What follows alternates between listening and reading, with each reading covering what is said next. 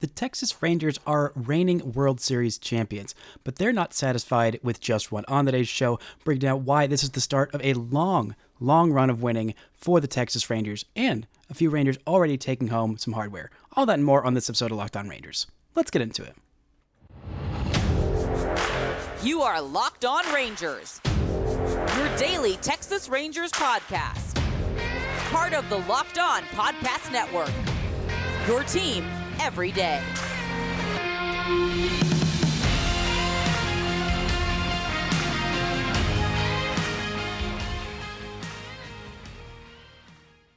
You are locked on to the Texas Rangers. I'm Bryce Patrick, a cripplingly addicted Texas Rangers fan since 2010, covering this team for 10 seasons, including all 5 as the founder and host of Locked On Rangers. Thank you all so much for making Locked On Rangers your first listen every single day. If you're not already, you can follow me on Twitter at Bryce Patrick. You can follow the show at Locked On Rangers. Hit subscribe on your favorite podcasting platform and on YouTube, where the best way you can help grow the show is to comment nearly any single thing below. Now, before we get into the start of a very long Rangers winning window, this episode is brought to you by FanDuel. Make every moment more. Right now, new customers get $150 in bonus bets with any winning $5 moneyline bet. That's $150 if your team wins. Just visit FanDuel.com/lockedon to get started. Now, the Texas Rangers, like I said, and will continue to say for the foreseeable future, are the reigning World Series champions. They did it in year one ahead of schedule, year one of Bruce Bochy, year one of Chris Young being the head man in charge, and year one of Jacob deGrom. But the Rangers are not satisfied with just one. They are going to be going for a long time. Evan Carter, after winning it all, immediately his message was, job's not done, Rangers. We're going to, this is the first of many. We're going to keep on winning, and which I love. It was very sweet and heartfelt, even though that one was incredible and meant probably a lot more to Rangers fans, especially the long-suffering ones, than young Evan Carter knew. But I love that mentality, and I kind of wanted to take that into today's show of this team. It's not just a one-year out-of-nowhere fluky run, and even if it is, and they turn into the Kansas City Royals and immediately go in the crapper afterwards, I don't particularly care all that much, because winning it all and winning one championship and winning it in the way that they did was so incredibly satisfying. But the thing that surprised me so much that they did it this year is because it was ahead of schedule. It was with all of these different injury issues, with missing time from Max Scherzer, missing time from Nathan Eovaldi, missing time from Adolis Garcia, and all these different all-stars, and Jacob deGrom. They got 6 starts out of him, and they still won the whole dang thing. Are you kidding me? It's absolutely insane. But the thing that makes me so confident that this is the start of a long, successful run of winning for the Texas Rangers, outside of the confidence they get from just winning the first one, is that this lineup is going to look like this for years to come. This was the backbone of this team. The reason why they were so incredibly good is because the starting lineup just hit. Everybody hit, no matter who you plugged in there, whether they were starting every day or starting, just in place of injuries. No matter who it was that they plugged in there, they came in and they absolutely hit. Ezekiel Duran coming in for an injured Corey Seager. He hit. Robbie Grossman stepping up and playing in left field and DHing. He hit down the back half when it mattered. Travis Jankowski playing really well and hitting in the first half. He did that as well. Leo Taveras, Adolis Garcia, Mitch Garver when he needed to step in, Josh Jung. Everybody in this lineup hit, and they are all going to be here for a long time. Outside of Mitch Garver, we'll see if he comes back. We don't know quite yet if the Rangers are extending him a qualifying offer. At this point, he is a free agent. I'll get into more of that talk a little bit on tomorrow's show or later on in the week, depending on when that news drops. But let's look at this lineup player by player of how long these guys are actually tenured. These are the shortest tenured of the everyday, core pieces of the line. These are the guys who are going to be here the least amount of time, and that is for another 3 seasons guaranteed. Well, unless the Rangers trade them or cut them or whatever unforeseen thing happens. These guys are here through 2026. Jonah Heim, who's 28. Nathaniel Lowe, who is also 28. And Adolis Garcia, who is 30. 3 more years of those guys. And they are just now, well, Nathaniel Lowe is arbitration eligible this year, but this is the first year those other 2 guys are arbitration eligible. And I'm sure they'll make decent money, not anything crazy. They're not going to make quite Seager or even Semien money this year.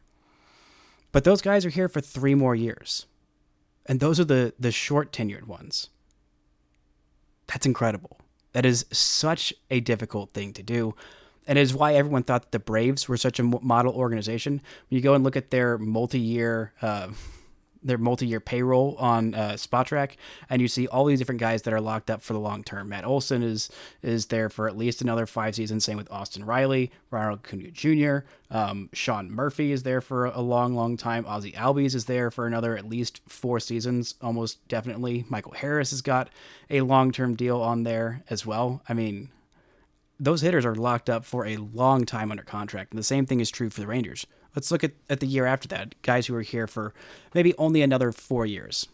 That's Leody Taveras, who's 25 years old, and coming off a season where he was exceptional for long stretches of time. I mean, the first half, he was sensational. He was nearly all-star worthy. I mean, he really was in that first half. I feel like I was taking crazy pills and saying he was really honestly having a better first half than Julio Rodriguez. And I thought that he was maybe a more deserving all-star in the first half than Julio, because he had an 812 OPS in that first half, 10 home runs in 76 games, as well as 15 doubles and 2 triples, hit 295, just on base of 339 as your number 9 hitter while playing really good defense in center field. That guy's here for at least another 4 years. And he's only really had 2 full big league seasons under his belt. He's 25, which means he's probably going to be getting a whole lot better. Or even if he doesn't, that's still a really solid season. A 2.7 baseball reference for a season. That's really, really solid. I feel like it's really underappreciated, and how a lot of people are already talking about, okay, well, the Rangers already have Evan Carter and White Langford, so just ship Leody Taveras off for spare parts, whatever you can get for him. And guys like that are so incredibly hard to develop, and it's why this Rangers team did so incredibly well. Now let's look at guys who are under contract through 2028. That's another 5 seasons. You have Josh Jung, who's 26. You have Ezekiel Duran, who's 25, who was a key part on this team. They do not make the playoffs without what he did in Corey Seager's stead. Josh Smith, who's 26. And Marcus Semien, who's also here for another half decade. I know he's 33. And I don't think he's going to age badly. I think he's going to age continually very well. And those last couple of games in the World Series really gave me some hope, because it looked like for most of these playoffs, he was just kind of worn down. Maybe it was just that these playoff pitchers are very good and they were able to exploit his weaknesses very, very well. But I was thinking, through most of this stretch of the playoffs, I was like, okay, maybe playing 162 every single day is not what you really need to be doing, Marcus. He's going to be 33 next season. He's getting up there a little bit, still performing very, very well. I mean, led position players in Baseball Reference WAR in the American League with 7.4. He was outstanding this year. And he's here for another 5 seasons. That's amazing. That's sensational. And then you look at the longest tenured guys of this lineup that are probably going to be here for the entirety of this contract. Of Evan Carter, who's here through 2029. Now he's 21 years old. And if White Langford comes up early in this year, he's also here through 2029. And he's also 21 years old for another 9 days. He's about a year older than Evan Carter, which I always tend to forget because they're both so insanely young. But yeah, you look at this lineup, and how many of these guys are here for years and years and years and years to come. It's incredibly encouraging. It is incredibly difficult to do. And nobody on this roster was really playing that far above their heads in a way that you look at what they did this year and think, nah, there's no way they can repeat that. Now, maybe Corey Seager isn't going to have a 1,000 OPS for every single season for the rest of his contract. That maybe seems like a bit too high a bar to clear, but he's still going to be incredibly good for years to come. Maybe Marcus Semien isn't going to be a 7.5 WAR player every single year for the rest of his 5 years here, but he's probably going to be at least a 5-6 WAR player for several more years, and that's exceptional. We all know that Adolis Garcia is no longer a flash in the pan. He's going to be 31 next year. He's still very much in his prime, still has many more great years to come. This lineup is going to be incredibly good for a long, long time. And oh, by the way, there's still a few more guys on here that I think could get even better and make this lineup even better next year than it was this year. Coming up, we'll look a little bit at the pitchers, what the staff will look like next year, and why the prospects make me think this future is going to just keep on getting even brighter for the Texas Rangers. Right after this word from our sponsors. This episode is brought to you by FanDuel. Score early this NFL season with FanDuel, America's #1 sportsbook.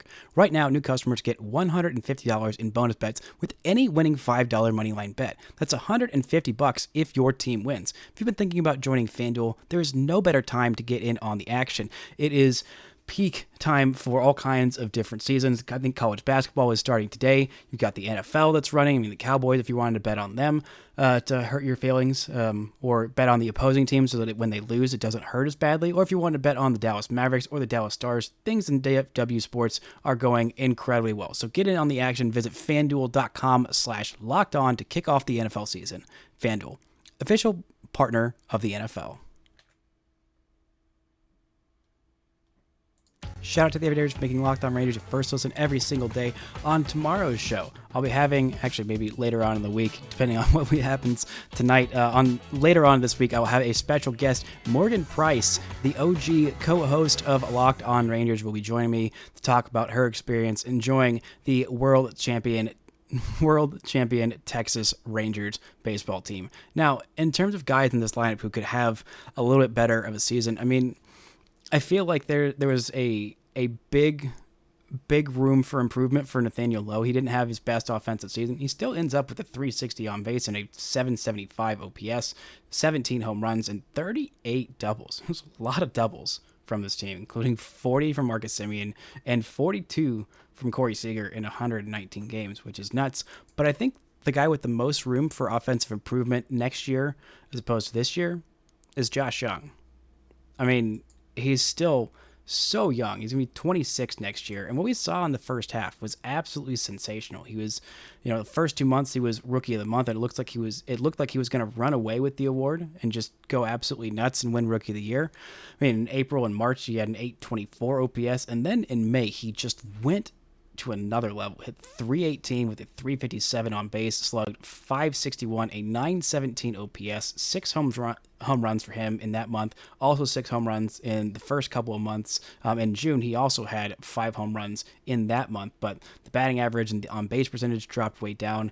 In July, it wasn't nearly as good of a month of him either, but he was still the starting all-star for the American League in his rookie season. Then in August, he had a great 6 games before sustaining that injury. When he came back, he just looked nothing like his old self in August. In those 6 games, he had a pair of homers and a 1,048 OPS, but again, it was 6 games and 22 plate appearances before sustaining that thumb injury by freaking Jorge Soler and his 109-mile-an-hour line drive to break Joshua Jung's thumb. But it did not matter. He came back. He was a stud in the playoffs, and he looked incredible. I think he's got a huge offensive ceiling. The defense was sensational, even though for some reason he wasn't a Gold Glove finalist. I still don't understand that. Very disrespectful. But like I said, there's so many young guys in this lineup that have room for improvement. I mean, Semien, I think that's about what kind of a season you're hoping for the rest of the way, or at least the next couple of years. For Adolis, I mean, we saw some very, very hot stretches. He ends with an 836 OPS. I think that could be even higher next year. Mitch Garver, well, I don't know if he's going to be back next year, but we also saw an insane first half from Ezekiel Duran, and we'll see where he fits into this lineup or if the Rangers end up trading him. I mean, who knows, but there's a lot of guys with a lot higher ceilings. I don't think that we're going to see a 1,058 OPS from Evan Carter over the full season next year. I'm not going to say it doesn't happen, but I'm just saying it's not particularly likely that he's going to finish up with an OPS like that, especially if he's facing a whole lot of lefties. That's probably going to drag those numbers a little bit back down. But still, this lineup is still, for the most part, very, very young, and definitely all in their primes, and definitely with room for improvement next year of sustaining incredible first halves in the second halves, because a lot of those guys who didn't do as well in the second half, especially Jonah Heim falling off in the second half, most of that was due to injuries. But this lineup is just so good and will keep getting better, hopefully, next season. And even if it doesn't, who cares? Texas Rangers are World Series champions. Now, let's look at this rotation. The rotation is not nearly as locked down for the long term as this starting lineup is. You've got guys who are here for this next year. We now know that Andrew Heaney, who exercised his player option, he's going to take the $13 million player option and come back to the World Series champion Texas Rangers and try and do it again next year. Max Scherzer opted into his player option when the Rangers traded for him, so he is under contract next season. And then Nate Eovaldi is definitely under contract for this coming season and could be next year. So for those who are locked up through just this year, Scherzer and Heaney, Nate Eovaldi has a vesting option if he pitches 156 innings in 2024. If it was a combined 300 innings in 2023 and 24, he did 144 innings this year, so he needs 156 next year. And then John Gray is also still under contract for this year and next year. Dane Dunning is under contract through 2026, and Jacob deGrom is under contract through 2027. And possibly, if he throws a whole lot of innings in the next couple of years, I don't see that as a realistic possibility. But if all that happens, he has a $20 million club option in 2028. So the rotation, not quite as locked down for the long term. There are some prospects on the way that could add to that. We'll see what that looks like. But at this point, I think this is what I would go with the rotation next year if the Rangers sign absolutely nobody, which, again, I don't think that's going to be the case. You have an opening day starter of Nathan Eovaldi, then Max Scherzer, John Gray, Andrew Heaney, Dane Dunning, Cody Bradford, and then sometime in August is about the target date for Jacob deGrom. Obviously, I think they would like very much to bring back Jordan Montgomery. I think that is going to be a priority. I'll probably talk more in depth about that later on. I think that outside of Shohei Ohtani, which I'm not even going to get into just yet. And imagine this lineup, if you had Shohei Ohtani to it, like, good God, that would be deeply unfair. But this rotation that's solid. That's a solid rotation. You would like a little bit more depth because the Rangers had so much depth at the beginning of this season. And they are a lot of older guys who do have some injury concerns. I mean, Eovaldi, we saw those flare up. Scherzer's getting another year older. I mean, Gray was healthy for most of the year until the very end. Heaney was healthy all year, which was kind of a marvel, honestly. Dane Dunning is consistent and healthy, and Cody Bradford, still very young. I think he's going to continue to be pretty durable. But the starting rotation is definitely good enough to compete again next year, and we've seen the bullpen look significantly more improved. We'll see what the Rangers do in terms of free agency signings and things like that. And there also could be some help from prospects along the way to augment this rotation. But right now, I mean, that's 6 starters that I feel fairly confident about of giving any of them 20 to 25 starts this year. And then we'll see what deGrom looks like when he comes back. I'm in the boat where I'm fully confident that once he comes back, he's going to just look like Jacob deGrom, because that's been the pattern with him. When he's on the field, when he's healthy, he's incredible. It's just keeping him on there the last couple of years has been a bit of a bugaboo. And if they can just do that, then just do that and have an ungodly number one ace, and then your postseason hero in Nate Eovaldi, and then also Max Scherzer's there, also John Gray's there, also Heaney and Dunning and Bradford are there, who all contributed very nicely in this playoff run.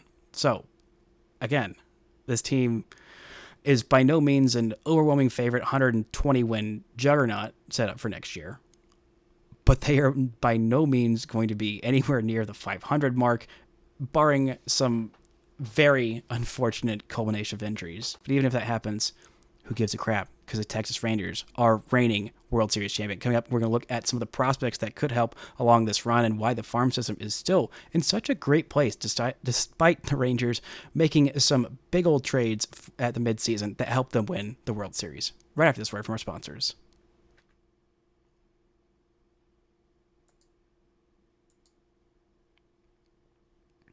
Shout out to the editors making Locked On Rangers your first listen every single day. Later on in this week, I'll be going over my 10 favorite moments from this playoff run.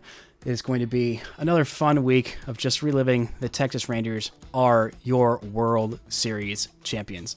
Now, this farm system, there is a lot of hoopla and nonsense and upragery of some of those are words. And if not, then they're all words now. About the Rangers going too far all in. You're trading for this old guy in Max Scherzer. I can't believe you gave up Ronald Acuna Jr.'s brother. He's going to be just as good as him. Well, he's not, but That's fine, even if he is, because the Rangers won the World Series. And oh my gosh, you gave up, TK Roby and Thomas Jase and John King. I mean, 3 guys that are going to be absolute studs for the St. Louis Cardinals for years to come, just for a couple of months of Jordan Montgomery and Chris Stratton.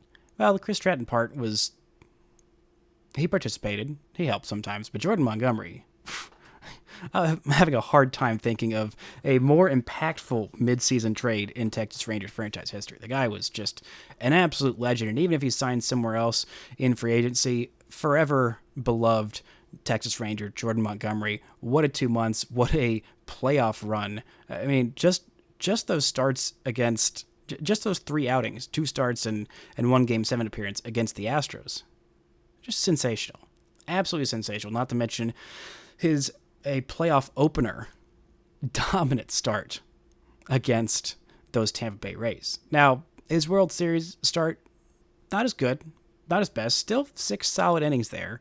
And again, they don't get to that World Series without Jordan Montgomery. And I have no doubt in my mind that if it did go to a game 6, then Jordan Montgomery would have absolutely shoved in that second start against the Arizona Diamondbacks. But it doesn't matter, because the Rangers, despite trading all those guys away, they still have an incredibly deep farm system. Grant and I talked about it last week, about why the Rangers decided to spend big in free agency was because, I mean, they had a very deep farm system going back to the last couple of years. It took a while to rebuild it, but back in 2012 to 2016-ish, basically, the Rangers were a top five farm system nearly every single year. And in those years, the Rangers had more guys in that farm system with the ceiling of an impact talent, a multi-time All-Star. Guys like Nomar Mazara, guys like Joey Gallo, like Lewis Brinson, like Jorge Alfaro, like even Nick Williams as well. Those guys had incredibly high ceilings. Now, they didn't really pan out. Only Joey Gallo was a multi-time All-Star. And I still, to this day, will never understand what happened with Nomar Mazara. But that is neither here nor there. The Rangers farm system was very strong because of its depth the last couple of years. But you looked up and down that system since basically 2020, and there weren't a whole lot of guys in there who you thought, that guy, it may not work out, but if it does work out and he puts it all together, that guy is an absolute star. Now, I maintained for years, basically since the Rangers drafted him, that Josh Jung could be an all-star, could be an absolute stud for years and years to come. He is already an all-star, an all-star starter in his first year, and a World Series champion and a legend for the Texas Rangers forever. But he could still get a whole lot better, and that did impact talent. But that's just one. Oh, you also have Evan Carter, who is most definitely an impact talent. But there are a lot of guys who were just depth pieces. Guys like, well, they weren't necessarily, farmhands, but like Jonah Heim, like Adolis Garcia, like Nathaniel Lowe. At the time, back then, you thought those guys could be pretty solid everyday contributors. Not maybe stars that the Rangers thought they would be, that they turned into. All of them stars. But you thought, that's the kind of guy you need on your team. Ezekiel Duran, exactly the type of guy that you need on your team. A 1 to maybe 2 WAR player, but he plays a million positions, and if you have an injury, and you need to plug him in there for 2 weeks or 3 weeks or a month, he's solid. Same with Josh Smith. And the same could definitely be said for Leo Taveras, who is, just below that star status, but still a very good everyday player.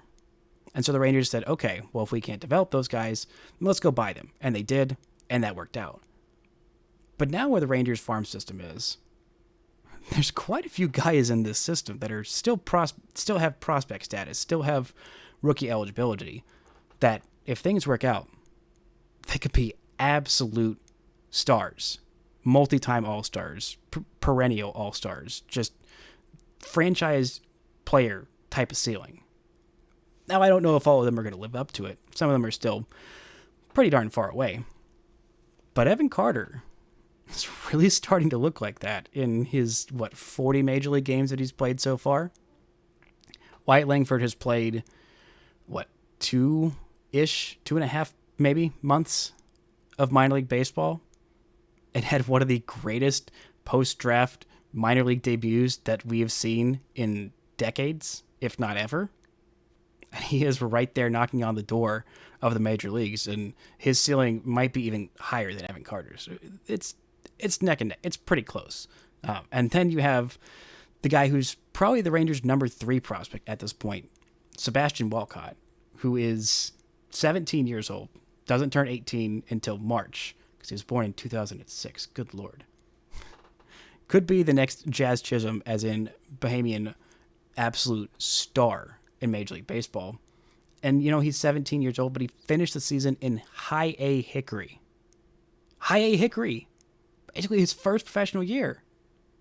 No, not basically. It was his first professional year.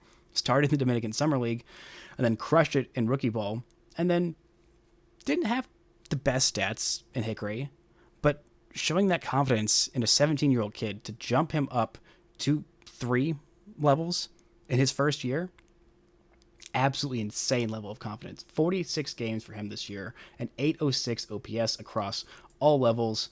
Just absolutely sensational. 7 home runs as well, by the way.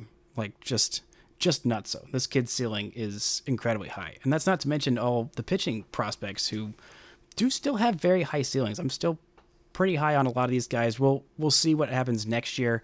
Brock Porter's got a very high ceiling. He's very far away. Jack Leiter had a very encouraging last month of the season. He ended the year in AAA, which is great. Just get out of Frisco, get all of those bad memories of missing glove side a million times with the fastball out of his head, and he was stopped doing that in the last month. We'll see if he can continue to stop doing that next year, and the stuff has never been in question. And then we'll see what Owen White looks like, if his velocity comes back, if he's still dealing with a neck injury next year. I still think if he gets that velo back, he is right back up there, probably even fighting for an opening day spot in the starting rotation, depending on what the Rangers do in free agency. Not entirely sure. And then there's still Kumar Rocker, who I feel like everyone just kind of forgot about. He didn't have a sensational Hickory debut last year. This year, whatever year it was. A 3.86 ERA in 6 starts, 28 innings, 42 strikeouts to just 7 walks. The guy was crushing it, and he was on the verge of a promotion to AA before he had to have Tommy John surgery. Just an absolute bummer, given what he did in his first 6 starts. I'm very high on the kid. I still think he's got a very bright future, and I don't understand why people are already, writing him off a whole lot. And then another guy who I think is really going to be on a lot of radars, especially with what he's done in the Arizona Fall League, is Emiliano Teodo. A guy who has been a starter for almost the entirety of his minor league career, has been pitching out of the bullpen a little bit in the Arizona Fall League, has added a 2-seamer. He's a guy who threw a 90-mile-an-hour curveball. I think that's down a little bit from being 90 miles an hour. It's more of a slider now. He also throws triple digits, and he could be in the Rangers bullpen by opening day. I mean, probably not, because he still hasn't pitched above High A Hickory. I mean, the Arizona Fall League is a little bit above that, but he's having a sensational Fall League. He had a pretty darn good regular season, starting to look a little bit more consistent. But this team, again, like I said, this is just the beginning for this Texas Rangers squad. They are on the trajectory up, up, up, up, up. And they've got a lot more guys along the way that are hungry to join this squad, who are the World Series champions. Now, the Rangers award season got started, or just Major League Baseball award season got started on Sunday. The Rangers have 3 Gold Glove winners. They had 5 finalists, but only 3 of them ended up winning. Those guys are Nathaniel Lowe, Jonah Heim, and Adolis Garcia. Congratulations to all 3 of them. I've said it a million times, and I'll say it a million more. The defensive improvement from Nathaniel Lowe this year was one of the most impressive things I think I've seen a Major League Baseball player do from year to year. It was just last year that he was pretty much universally the worst defensive first baseman in all of baseball. He was a Silver Slugger that year, and now he's a Gold Glove winner. Still not an All-Star yet. Maybe that'll be year 3, or I guess year 4. Yeah, 4 with the Rangers will be All-Star. First year was fine. Second year, Silver Slugger. Third year, World Series champion and Gold Glover. And then let's see year 4 if that's also he adds an all-star appearance to his collection. And Adolis Garcia, very, very deserving. Exceptional year from him defensively, offensively, in the playoffs. Just overall, amazing year for Adolis. Glad that he is finally getting his due recognition. And Jonah Heim, after being snubbed last year for not being a Gold Glove winner, he wins it this year. Incredibly deserving, exceptional defender, one of the best defensive catchers in all of baseball that just does everything so well. He's not the single best at any one thing, but he is absolutely exceptional at everything. Throwing out runners, calling games. He might be the best game caller, honestly, for how much the Rangers pitchers praise him so often. That's the thing that's nearly impossible to quantify. It's just kind of word of mouth and vibes kind of thing. But blocking pitches, framing pitches, throwing out runners, controlling the running game, just everything that you would want from a backstop defensively. That's what Jonah Heim does. Also, he hits pretty darn well. He wasn't a finalist for the Silver Slugger. We'll figure out who those are, I think, either tonight or tomorrow, sometime in the next couple of days. We'll see how all that shakes out. I believe the Rangers have 3 guys that are up for finalists. I know that Semien and Seager are both Silver Slugger finalists, as is Adolis Garcia. Pretty darn sure that all 3 of those guys should win. Even if they don't, who cares? The Rangers are World Series champions. But bummer that Marcus Semien didn't win. Andres Jimenez of the Cleveland Guardians won at second base, and Anthony Volpe, the shortstop of the New York Yankees, the rookie, won at shortstop. So congratulations to Seager and Semien for being finalists. If you would have told me when Marcus Semien signed that Nathaniel Lowe would win a Gold Glove at his position before Marcus Semien would at his, while they're with the Texas Rangers, I would have slapped you right in the face and called you an absolute moron. But hey, baseball is funny that way. Congrats to Nathaniel Lowe, to Adolis Garcia, to Jonah Heim, and the World Series champion Texas Rangers, who, like I said, are just getting started. Thank you all so much for listening and subscribing, and until next time, don't forget to enjoy World Series champion Texas Ranger baseball.